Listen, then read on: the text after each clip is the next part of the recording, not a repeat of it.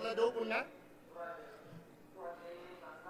राज्याचे महामहिम राज्यपाल महोदय CP राधाकृष्णन जी, राज्याचे कालच ज्यांनी मुख्यमंत्री पदाची जबाबदारी स्वीकारली ते मुख्यमंत्री माननीय देवेंद्र फडणवीस जी, उपमुख्यमंत्री माननीय एकनाथराव शिंदे जी, मंगल प्रसाद लोढ़ा जी, दीपक केसरकर जी, संजय बनसोडे जी, अमन मिटकरी जी, कालिदास कोळंबकर जी, प्रवीण दरेकर जी, राहुल शेवाळे जी, राजकुमार बडोले जी, अमर साबळे जी, भाई गिरमकर जी, डॉक्टर नरेंद्र जाधव जी, सिद्धार्थ कांबळे जी, संतोष जुवाड़ी जी, प्रमोद इंद्राव जी, सुजाता सौनिक जी, BMC चे कमिशनर, बाकीचे सगळे उपस्थित असणारे विविध क्षेत्रातील मान्यवर, या समितीचे सदस्य नागसेन कांबळे जी, सर्व आज महापरिनिर्वाण दिनाच्या निमित्तानं घटनेचे शिल्पकार भारतरत्न डॉक्टर बाबासाहेब आंबेडकरांना विनम्र अभिवादन करण्याच्या करता आलेले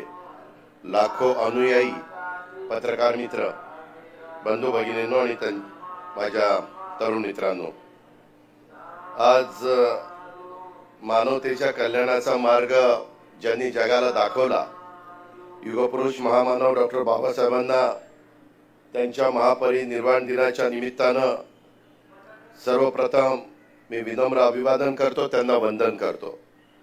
उपस्थित असणाऱ्या सर्वांना राज्यातल्या देशातल्या कानाकोपऱ्यातनं बाबासाहेबांना अभिवादन करण्यासाठी, त्यांचं दर्शन घेण्यासाठी चैत्यभूमीवर लोटलेल्या अथांग जनसागराचं देखील मी स्वागत करतो, त्यांना देखील मी मनापासून धन्यवाद देतो।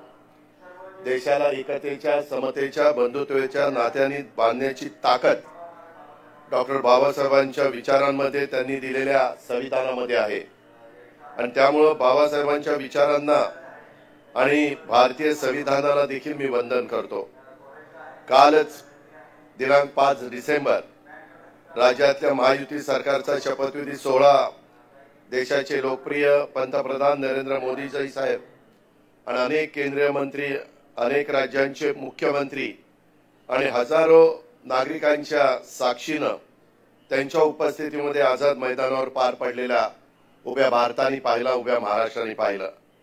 जनतेचं प्रचंड बहुमतानं पुन्हा एकदा निवडून दिलेलं हे महायुतीचं सरकार भारतरत्न डॉक्टर बाबासाहेब आंबेडकर यांचे विचार आणि भारतीय संविधानाला आदर्श मानून कारभार करणारे हे मी स्पष्टपणे सांगू इच्छितो। आता आणि यापूर्वी सुद्धा राज्याच्या मंत्रिमंडळात कोणत्याही पदावर काम करताना, कुठलाही निर्णय घेताना तो व्यापक जनहिताचा, राज्याच्या, देशाच्या विकासाचा असला पाहिजे।